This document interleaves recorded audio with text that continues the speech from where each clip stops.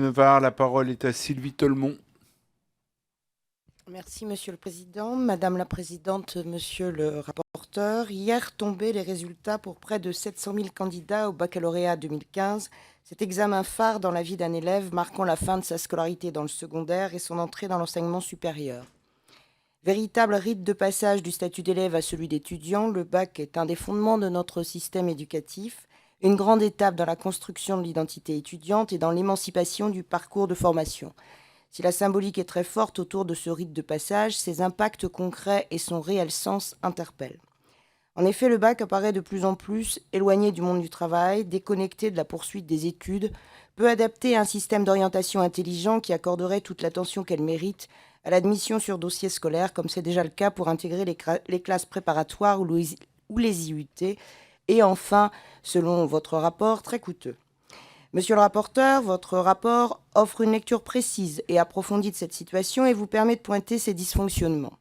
Ainsi, vous faites des propositions pertinentes pour y remédier dans le souci de simplifier l'organisation de l'examen, d'améliorer sa qualité certificative et de l'articuler mieux avec l'enseignement supérieur.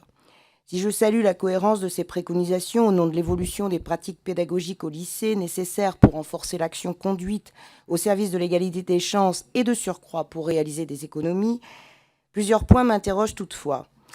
En premier lieu, sur le plan idéologique, ne craignez-vous pas que l'héritage culturel et la charge symbolique que porte le bac empêchent toute réforme à son sujet ?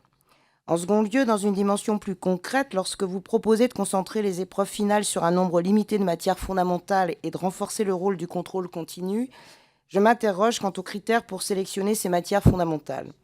Seraient-elles différentes selon les filières ou constitueraient-elles un tronc commun au moins pour les filières générales ? Les seuils éliminatoires pourraient-ils les concerner ?